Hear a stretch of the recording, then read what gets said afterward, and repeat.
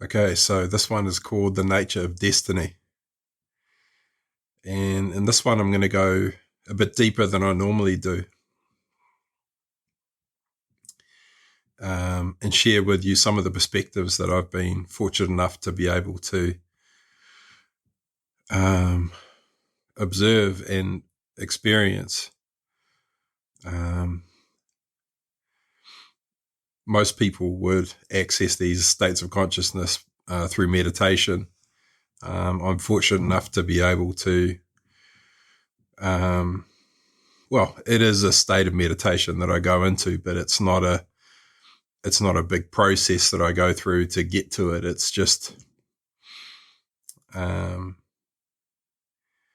it's more a state that I can just experience through intention. And of course, it just comes with practice. But nonetheless, it's a state of consciousness that's available to all of us. And just want to share some of the perspectives that you come to know once you can experience these heightened states. And it's the nature of, I want to share the nature of destiny because I think it's a topic where people are very confused about destiny, what it really means, the relationship between destiny and determinism. Is my life deterministic? And the answer is, of course, as usual, it's yes and no.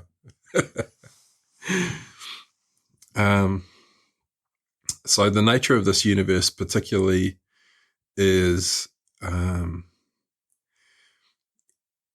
there are multiple perspectives that you can access, and the more perspectives you can experience, the states of consciousness, let's call it states of awareness, the more paradoxical it becomes. Many people who are into the self-awareness kind of industry, or they're into it themselves. They talk about oneness and we're all one, and so we're all the same. We're one this, one that, one the other. It's true, but it depends upon the state of awareness that you're accessing at the time. Because yes, oneness is the truth of the state of awareness, or the state of consciousness that is aware that it's one, that experiences its environment as one thing. But to a human being that has not experienced that state of consciousness, then it's not their reality. Oneness is not their reality. Separation is. And so it's all very well to say that, oh, we're all one and all the rest of it, but you're experiencing your life in a very different way. You're experiencing mainly separation, that we're all separate and we're all individuals. And both are true, because one doesn't negate the other. Oneness doesn't negate separation. And in fact, they're symbiotic and varying degrees of the exact same thing. and so, and I think this is quite a destructive thing, because people are, the challenge within the self-awareness kind of field is that everyone's busy trying to change. And I've done a couple of podcasts on the nature of change. If you want to check those out, if you're interested, they go into the reason why, when we focus on change, what actually we create is total stagnation. And, this is, unfortunately, most people who are into self-awareness and, shadow work and these kinds of things, they're in a lot of pain and they want to feel better. And so there's this real striving to change their current reality into something else. When in truth, it's the total acceptance and even surrender to the current reality that enables transformation to take place. And so you have a lot of people that are so focused on change and nothing's actually happening at all. And a lot of the teachers in this space are teaching change, trying to help people to create change. And what it's actually doing energetically is it's amplifying our resistance to the truth of our reality now. And nothing in nature changes. Its essential nature is always the same. A hydrogen atom is always a hydrogen atom. So if it becomes something else, it's doing exactly that. It's becoming more. It's bonding with some other kind of atom to become something more, or it's decaying from being something more and back into its fundamental nature of being pure hydrogen. But it's always hydrogen. Hydrogen never changes into a carbon atom. It becomes something greater through the connections that it creates, through the bonds. And it's the same with human beings. We can't reject our fundamental nature. In this moment, we can only allow it, accept it, and claim the truth of it, and all of the emotions that come with it, all the negative thoughts that come with it, the meaning that we've attributed to those thoughts, the absolute truth of it, no matter how distorted it is. It's not until we claim the entire truth of that reality that we can then become more. We can then bond. We can then evolve into something new through becoming. And this is something I'm particularly interested in exploring and uncovering as much as possible. And I think I'll do quite a few podcast episodes on this topic to really go deep on it. But on the topic of destiny, it's kind of intertwined into this, because in the self-awareness kind of space, lots of people, especially quite early on in their, what would you call it, spiritual awakening, or whatever you want to call it, they often come across and become deeply involved with purpose. What's my purpose? What's my life purpose? What's my life purpose? And then this endless search for their life purpose. What is my purpose? What is my purpose? And I did this myself as well. Seeking my purpose. What is my purpose? Going to, lots of people go to different kinds of people for them to tell them what's my purpose. There's lots of specialists in the industry, in the self-awareness industry. I can help you to uncover your life purpose. And, I see a lot of people who are confused about, because we all do have a very specific purpose, actually. Everything in nature has evolved to fulfill a purpose.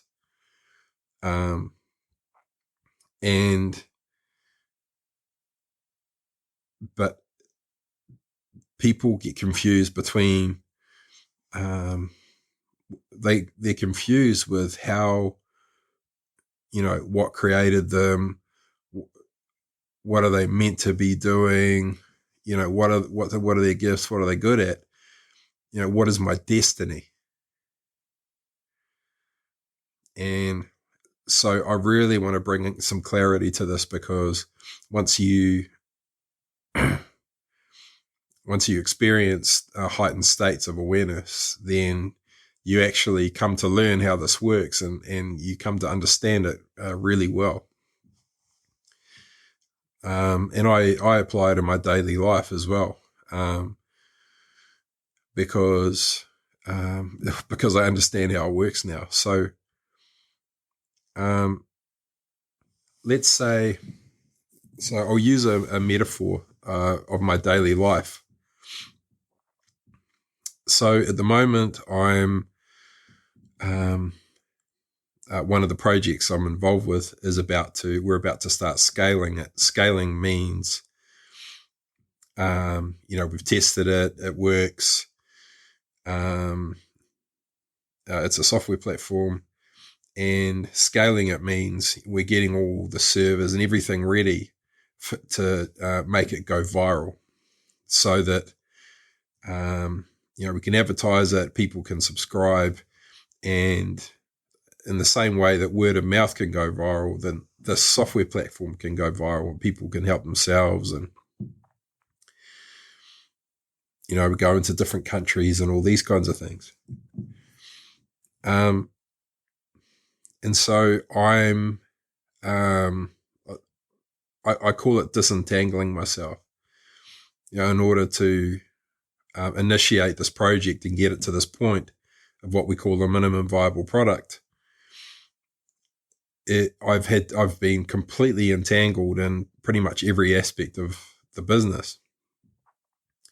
But in order for it to scale now, I have to make myself obsolete so that a team can come in place and who I can entrust with everything I'm entangled with currently to carry it forward, so that the business can scale and thrive and be totally self-reliant. And so that process is literally, my focus is on creating myself, making myself obsolete. And there, when, how this process has gone for me is, I look at every aspect of my life that I'm involved with, that I'm giving that I'm giving myself that I'm giving energy to. And there's tons of them. And, you've got to look at it, and you've got to say, okay, how can I disentangle myself from this? And how can I entrust someone else, a business, a person, a system, a process, to be able to continue nurturing this and even take it beyond what I was capable of doing on my own. And what you do is and this happens quite naturally, is there's no way you would ever just put all of your eggs in one basket. And so I'll use an example. A web developer, let's say a web designer, someone who designs websites, which is something that I work with quite a lot.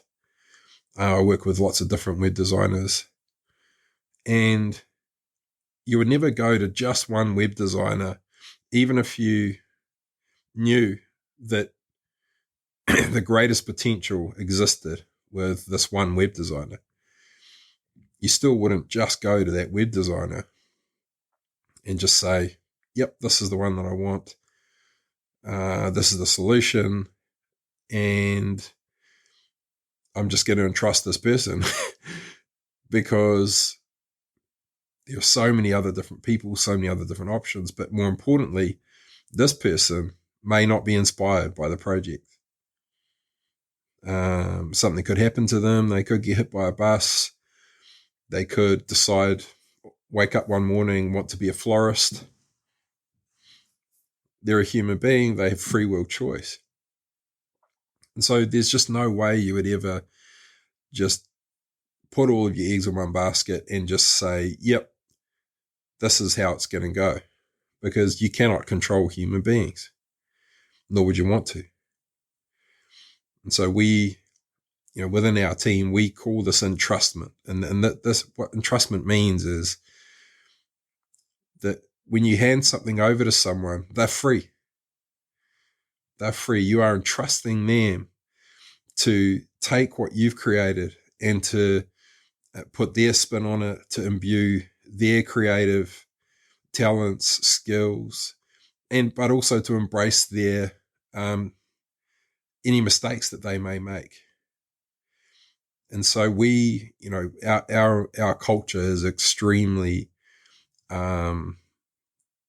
embracing of mistakes or failure, because we entrust people and we know they're human beings and we stand by them when they make mistakes, even if it's a cataclysmic mistake. And so obviously who we entrust with different things is really, really important.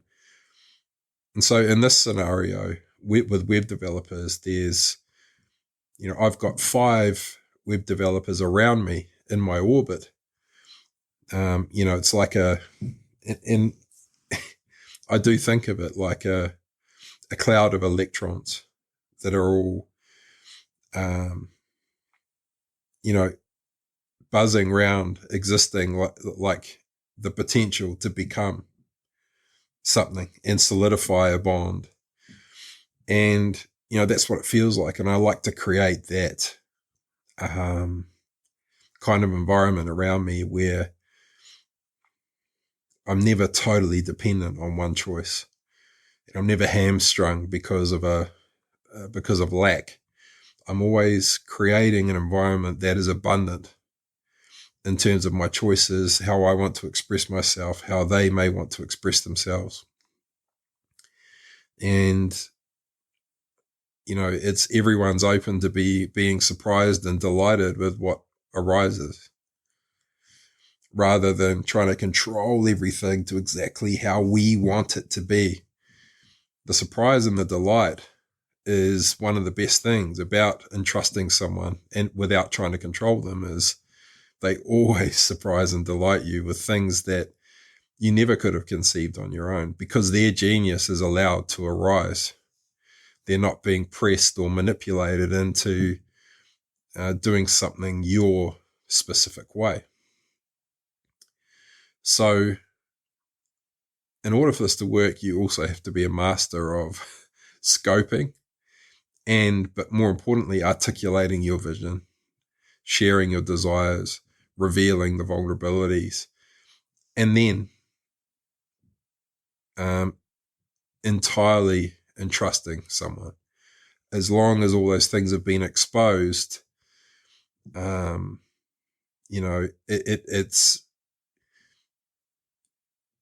put it this way: if you haven't done all those things, you'll feel extremely exposed. And but the point being, so you imagine all of these web developers, they're all hovering around me like an electron cloud, all existing as the potential to create a solution, be a support, whatever it may be. And so destiny is one of those people destined to be my web developer. Well, here's the thing. Everything exists as potential, as pure potential. Everything in our reality began as plasma, and in truth, it is made of plasma. It's plasma that is disintegrating into material form. And So everything is made of the same stuff. So when you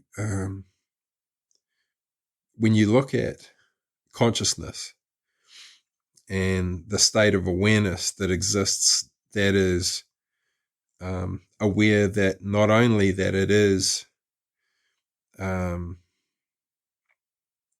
observer, but it's also aware that it is the observed, meaning it knows that it is human, that it is human beings, and it is the observer.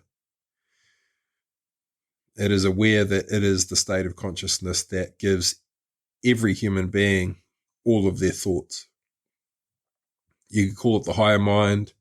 There's a million different words for it. But this is the state of consciousness that is aware that it is the source of all thought forms for all human beings. And for every human being, we all, that higher mind, we all share it. We all share it. And this is exactly how that mind works. It's exactly how that mind works. So I want to preface this by saying all of us, or every human being, was conceived in this mind. It was conceived in this mind. You arose because of something that was through an intention to create something. And the reason you materialized into form is because that thought, there was a marriage between that thought and emotion, and therefore meaning was expressed, and therefore matter is what materializes. So as we know, meaning is all that matters, and meaning is the marriage of mind and spirit, or thoughts and emotions. And this is how all of manifestation happens. So every human being, everything that was conceived in this mind, it was created to serve the will of this mind. But here's the thing. This mind cannot control us in the same way that I don't control the web developer. I can say, this is my vision. This is what I want. These are the vulnerabilities. This is how I can see this happening. This is how I can see that happening. You know, I'm impassioned. I'm sharing my vision. That the web developer is free. The web developer is free. And they might say, oh, no, I'm not interested, because they're a human being. They have free will. They can reject their thoughts. In fact, when you go into the state of awareness, you realize that it's actually quite harrowing. You know, I've had a number of experiences where I've really immersed myself in this state of awareness, only to find that such a tiny percentage of the thoughts that are given, because every thought is the higher mind wanting to initiate a new creation. Every thought is valid. Every thought is imbued with the potential that if that thought was nurtured and given unconditional presence, or in other words, attention, higher and higher potential would be realized all the time. And this is the nature of this higher mind. It is only interested in realizing the highest potential possible. And, you know, this is the archetype of me to a T. You know, if you asked my team, you know, the core three of us, I'm always seeking the highest potential, and I'm totally blinkered about what could be in the way. There could be, literally the legal system could be the barrier that's in the way. And I'm just blinkered to it. It's like I'm only interested in realizing the highest potential. And if there's an obstacle, then I want to dismantle that obstacle, no matter how big it is. And I can't deviate from it. It's the way I'm wired. And so in order for me to not, to shift my perspective, I have to be inspired towards someone else's vision so they can share with me. If we didn't go for the highest potential, if we did it this way, it means that we can circumvent this. It means that these people can begin working on this now, which means that it's the only way to get me impassioned about your perspective is to share your vision with me, but to imbue meaning. If we were to this, it means that.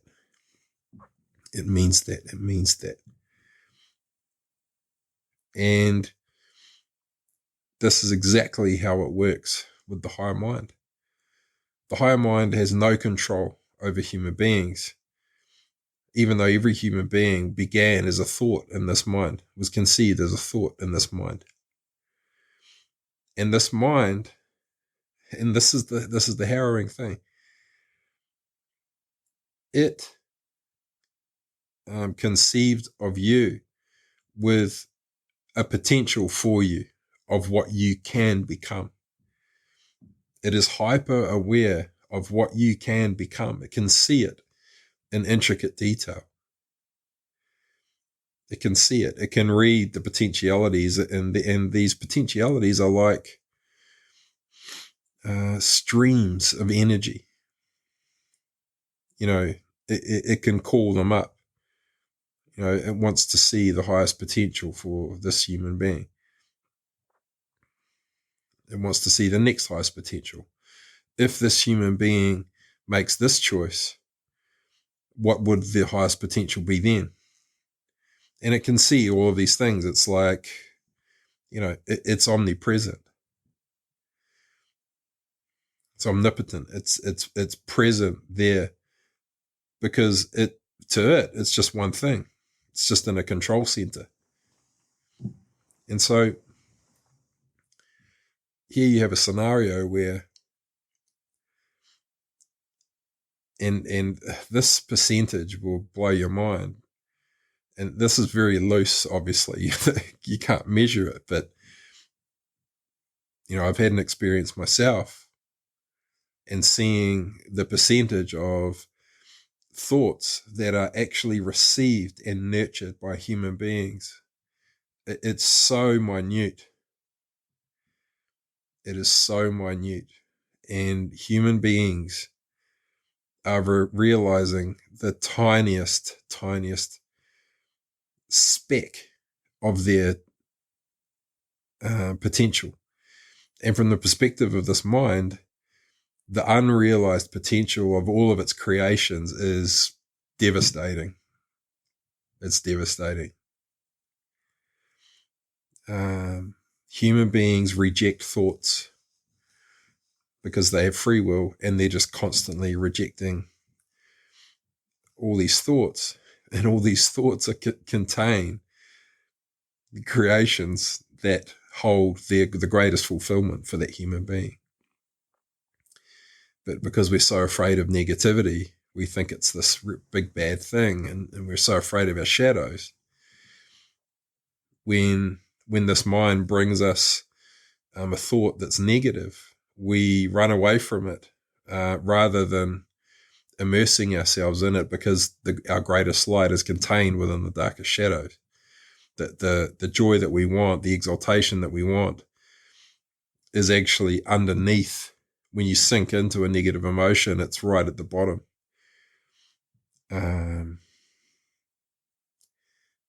People have this thing about rock bottom. Once you hit rock bottom, there is no bottom. when you fall out of the bottom and you go into the top. Exaltation, ecstasy, bliss are just varying degrees of that shadow. So you slide out of the shadow and into the light aspect.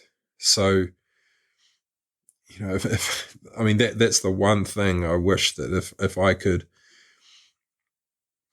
in this state of conscious awareness, it the way I'm talking, it literally feels this way. It's not like people think it's this incredible God that sees all and knows all and can make anything or anyone do anything and all the rest of it. It is just not like that. It is not like that. And so destiny in this scenario means it's your potential of what you can become. It would be, your destiny would be what you would create for yourself if you received every single thought that you were ever given and gave every single thought you were ever given your unconditional presence until you could see a vision, until you could interpret the meaning of that vision, and then you acted upon every impulse and all inspiration that came from that interpretation. Then you would realize your highest potential and therefore your destiny. But here's the truth and the reality of it is that this mind conceives of you to realize this potential in its mind. And then it knows that such a tiny percentage of those thoughts are going to be nurtured and become actual creations. And it is continually adapting and changing as human beings make a free will choice. And I know a lot of people that believe, it's my destiny to this, it's my destiny to that. And there is truth to it. There is truth to it. But this mind understands that we have free will. And what happens is exactly in the same way I described, where I have multiple web developers. I don't just go to one. The mind creates multiple solutions for that creation in case this human being chooses to turn their back on their destiny, chooses to neglect their destiny, chooses to reject their thoughts. And so it's a constantly changing and shifting thing. And this mind, in a very, very similar way, and I believe it's purposeful. It's like an electron cloud. It wants options all the time. And, if a human being uses their free will and chooses to go on a different path than what was destined for them, than what their highest potential holds for them, they're free to do that. And so in that scenario, this mind, it's been giving this human being certain thoughts. Those thoughts are being rejected. And so, and this may surprise some people. But if you continue to reject your thoughts, you will stop getting thoughts. And those thoughts will be going to one of the other web developers. So here's the metaphor. If I go to a web developer and I'm like, here's my vision, this website and all these colors, and we want to do this and want to do that, and want to help these people, and it's an inspired, impassioned sharing of my vision and what it means. And I can feel like we're destined to work together, all these synchronistic things happening and da-da-da. And then they're like, oh, no, I'm too busy. Well, I might go, oh, yeah, but we're going to be doing this and that and da da da, and there's this potential for you, and there's even greater potential for us if we collaborate together and da da da. Oh yeah, no, thanks, it's not for me. So I might try one more time, maybe 3 times, impassioned sharing of my vision. No, I'm good, thanks. For the 3rd time, no, I'm good. It's not for me. What am I going to do? I'm going to go to another web developer. Someone who will receive me. Someone who will receive my thoughts. Someone who will hear me, receive me, listen, nurture my thoughts, nurture my ideas, give my ideas their unconditional presence, enable my ideas to become more. That's the one I'm going to give of myself to. And I might go to, let's say I've got 10 web developers around me.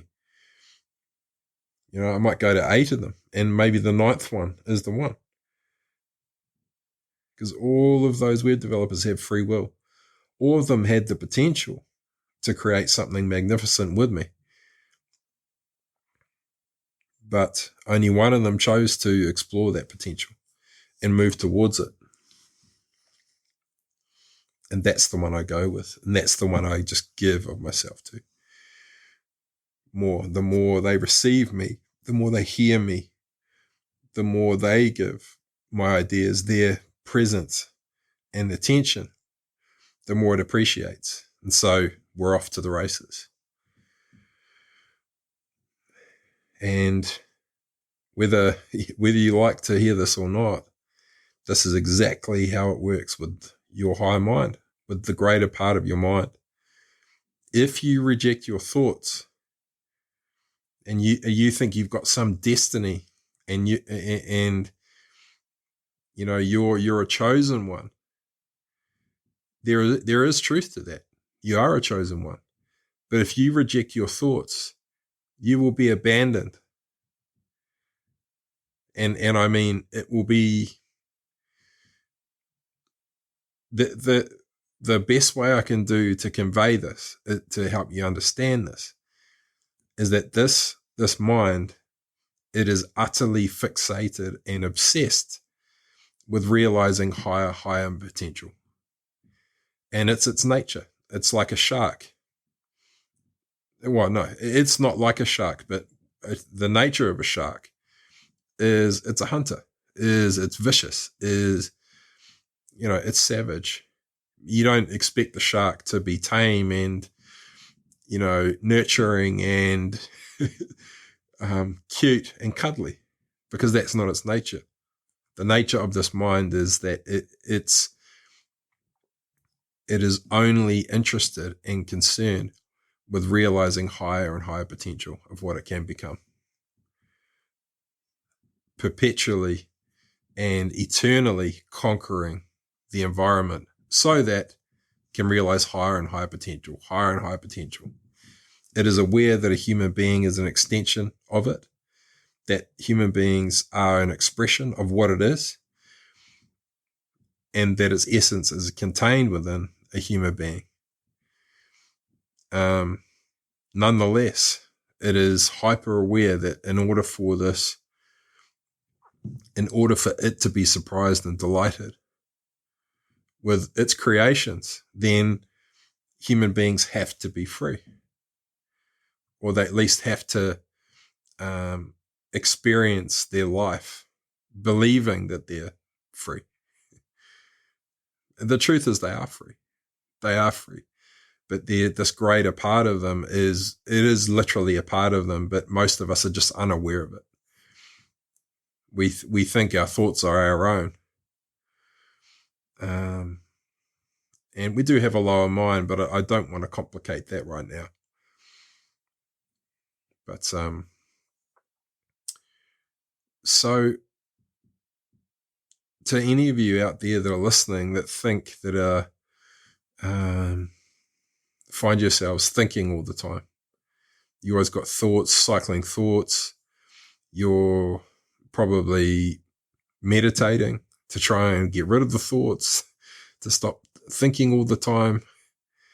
that is your higher mind trying to bring you creations, and it's desperate for you to give your presence to those thoughts. Not as the observer, because it is the observer. It wants you to interpret the meaning. Now, this information I know is new. It's not going to be, you're not going to hear anyone else talking about this. Even some of the greatest teachers of meditation on the planet will not have heard this before. But this mind, it wants you to receive it. Receive the thought. Not just watch it as an observer, and then when you observe it,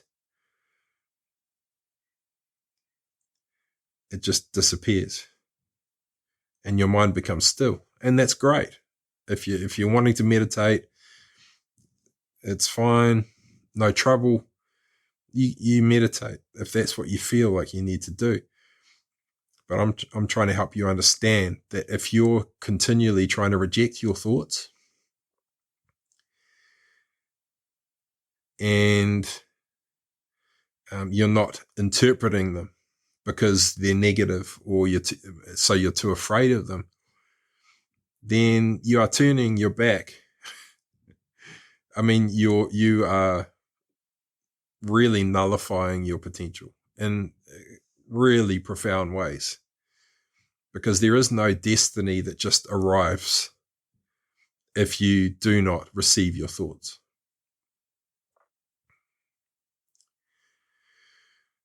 And this is just the way it is. This is just the way it is. Now, the other thing I want to talk about was, so destiny. Yes, you have a destiny because the mind that created you, that conceived of you, created you for a purpose. And that purpose will unfold if you receive all of your thoughts, if you allow them to become more, if you nurture those thoughts, if you follow your inspiration, if you interpret the meaning of your thoughts, if you sink into your emotions, if you become open to embracing every part of who you are, then yes, you can realize your highest potential, and you will have a destiny that will be incredibly profound and fulfilling. But if you reject your thoughts, then you are, it's like trying to paddle upstream, basically. These thoughts are always peppering you, trying to get your attention, trying to get you to give them your energy. And some of you will be cringing about having to give energy to negative thoughts because you're so conditioned to believe that if you focus on negative thoughts, then you manifest negativity. The opposite is true. The opposite is true, because what's actually happening is your negative nature is arising, and you're trying to change it into something positive. And that is the deepest form of self-denial that exists. It's the deepest form of self-oppression, and the desire to change the essential nature of anything is manifesting nothing other than stagnation, complete stagnation.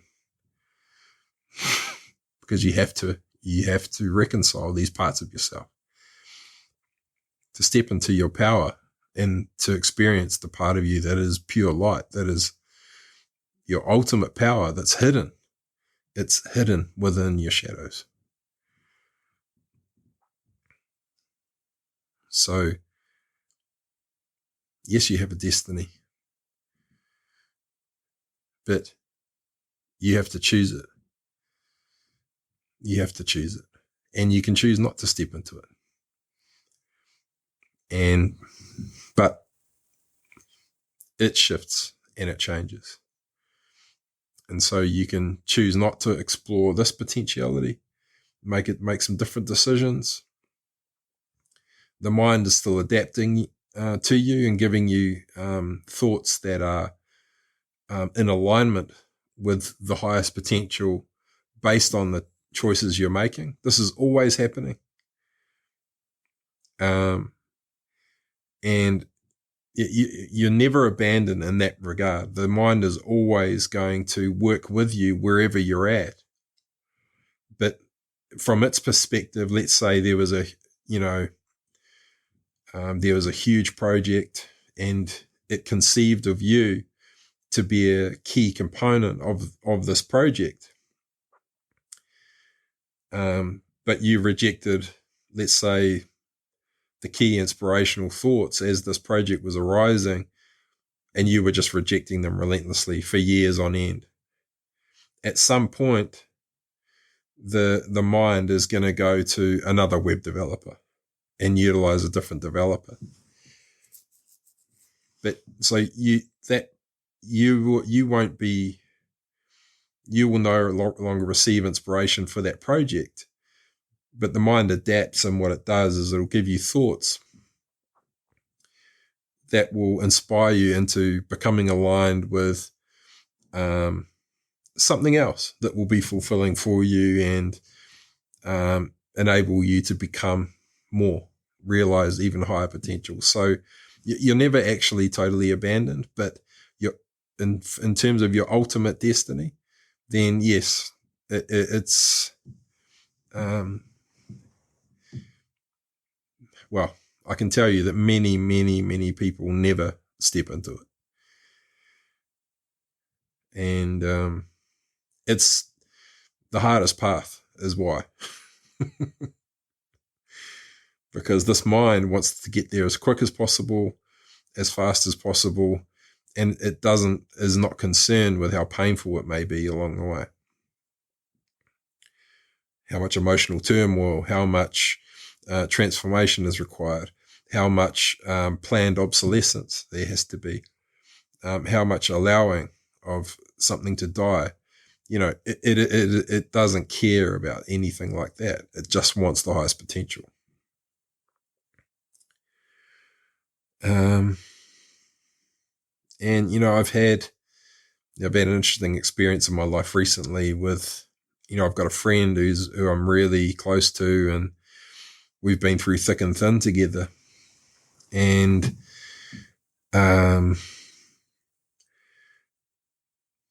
there's a lot of there's been a lot of confusion between us around this topic, and I think some people believe that their destiny is their destiny no matter what they do. And it's just simply not true.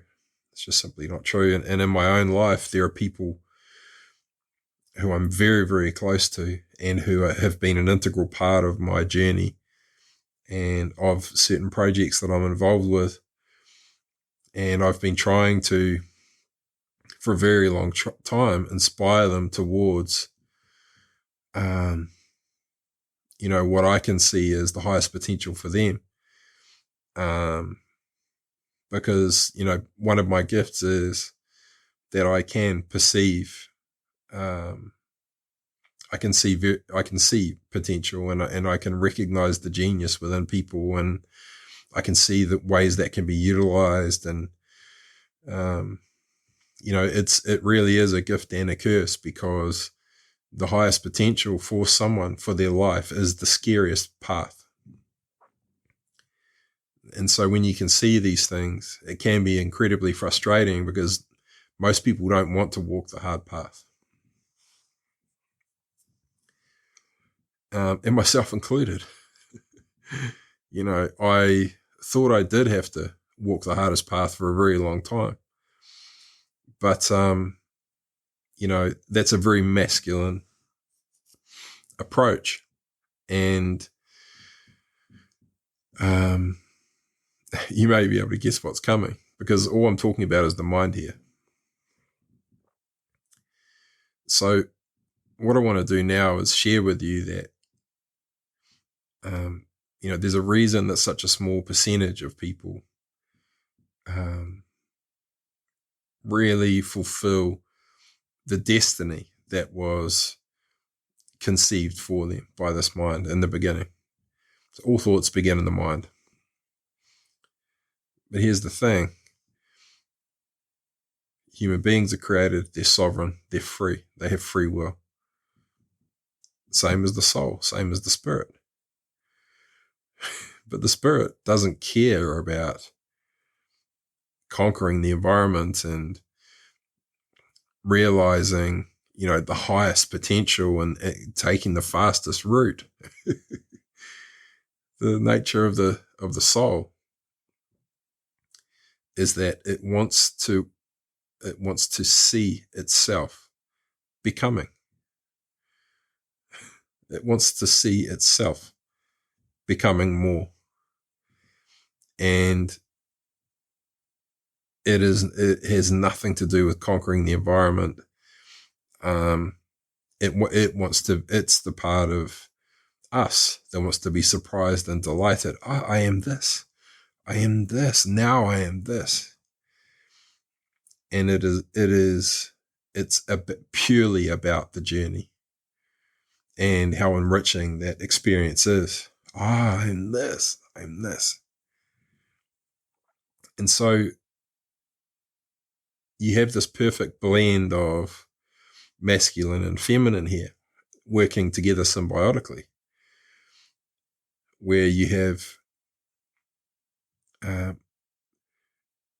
this mind that can see the highest potential for the spirit. And that is unlocking the true power of the soul to become. And I'll explain this to you. I'll give you an example. Let's say it's Mother's Day. Let's say it's Mother's Day. And I say to my mum, Mum, it's Mother's Day. I want you to have anything you want. Anything you want. You can choose any gift that you want. You can have it. So I'm saying to my mum, you're in a total state of abundance here. Anything in the world that you want, you can have it. So all the onus is on my mum. So what's she going to do? She's going to go, oh, that's lovely. Most mothers will probably go, oh, don't worry about me, just a card or, whatever. But just come with me on this one. So she might say, oh, I've been looking at this, this lovely top in a nice shop. Yeah, I've had my eye on a jacket and, I'd really, really love to get that for work. And, I'd love that. And I'd be like, oh, okay, yeah, great. But if I said to my mother, I've seen this incredible home and property. It's got separate dwellings for the family where they can come and stay. There's a swimming pool. There's a tennis court. There's a bushwalk. It's right down by the ocean and the river. Incredible outdoor area for entertaining. All of a sudden, I've revealed the highest potential for the gift that I can get my mother. I've unlocked her. And so she may not, let's say I'm giving her a scenario where, there's a multi-million-dollar property. So all of a sudden, she's not thinking about a shirt anymore. She may not go with, this multi-million-dollar property, but she understands the potential of what I'm putting forth. So this is the nature of the mind and the soul working symbiotically together, is that this is why meaning is so important. Meaning being the marriage of mind and spirit. The thought is the seed. And the interpretation, when you nurture that seed, when you nurture that thought and you give it unconditional presence and it becomes a vision, the interpretation of that vision that's where the marriage comes in.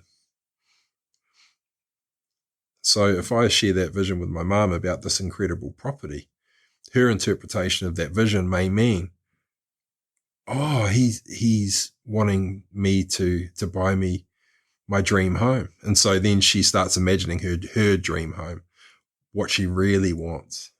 See, I don't know what she really wants. I'm just sharing the potential. And now I've unlocked everything within her. She's starting to imagine a dream home, what it looks like, whereabouts is it? And it might be a home worth, much, much, much less than the one I was talking about, but it's her dream home. So this is the nature of the mind and the spirit. They're symbiotic. And once we understand the highest potential, the key is to ask ourselves. And so I'll share this with you now. This is how you can unlock this within you. You can unlock your higher mind and your own spirit to work symbiotically, is just ask. Show me the highest potential for XYZ, whatever it may be. Show me the highest potential for me to experience fulfillment in my work life. And then just forget it. Just go about your day, whatever it may be. And then the first thought you get about something along those lines, just notice it and go, oh, give it your unconditional presence. Just observe it until it means something. And then once you understand what that potential is, then very, very simply say, okay, I understand that. Just acknowledge that you understand it. And then just ask yourself, so what do I really want? Because what's happened here is you've seen the highest potential, but your highest potential is your mind saying, if you were like a super organism and you just, every single thought you followed it, unconditional presence, you followed every inspiration, you transcended every fear, you da-da-da. This is your highest potential. You've just colonized Mars or whatever it may be. But once you've seen that potential, then you ask yourself, so what do I really want? And in the same way, just keep going about your day and then just notice visions around that will surprise and delight you. Surprise and delight, surprise and delight. The soul loves that. The soul loves that. But the soul needs to know, it needs to understand the potential to be able to be unlocked, for the desire to be truly unlocked. And then you'll receive visions that will actually bring you joy. But understanding the highest potential, it shatters the paradigm that you're in now, gets you out of the scenario where you're just going for a blouse that you saw at the shop. Now you're going for, now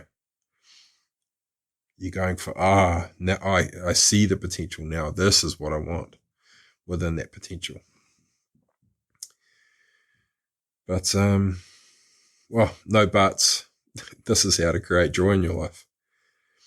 And, my recommendation, I don't normally like to make recommendations, but I think from my perspective, I find what works best for me is don't treat this mind like it's a god. Don't treat it like it's a god. It's not a god. It's a part of your body. It's a part of what you are. It's like an organ in your body. And this one's responsible for giving you thoughts and revealing your highest potential. It's a part of you. You can command it.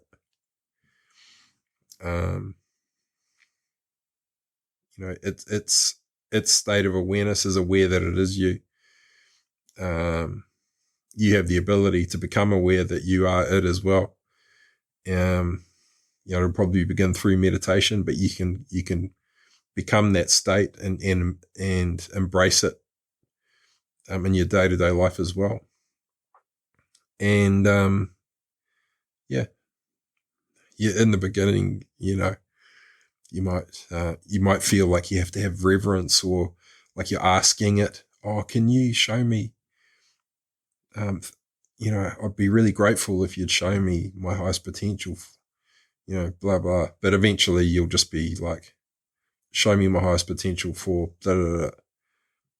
And you'll just know that it's like talking to yourself. And then what do I really want?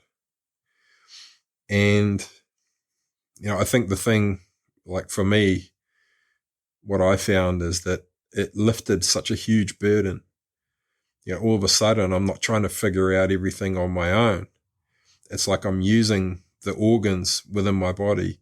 I'm using the aspects of me that were designed for a specific purpose to carry the load. And so you just surrender it to the mind. What's the highest potential? And then you just wait for it to do its thing, come back. And then once you see the highest potential, you then just say, so what do I really want? And then just let the soul decide. You don't have to figure out what your desires are. I mean, how many of us struggle to figure out what it is we really want and articulate it in any real way? Whenever we do say what we get to the point and say what we actually want, all it takes is for someone else to share a vision for something they want, and all of a sudden we're like, oh, I want that as well. So just leave it to your soul. Let your mind bring you the highest potential, and let your soul decide what it really wants. And just trust every thought that you receive along the way. Negative, positive, everything in between. Because they're all part of it. They're all part of the unfoldment of it. And it'll be like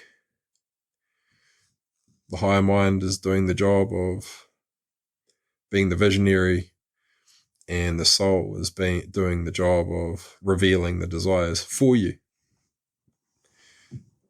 And once you develop self-trust in this area, you'll be unstoppable. You'll be unstoppable. But remember, don't reject your thoughts. They're everything. They're gifts. It's a creation being initiated. It's the very beginning of a creation that contains the potential for intense levels of fulfillment, joy, surprise, delight. And just understand that if you think that your destiny is waiting for you, it's not. Your thoughts are. Your thoughts are. So that feels like the right place to end it. Yep, that's where I'm going to leave it. So thanks for listening. This has been The Nature of Destiny. Okay, catch you soon.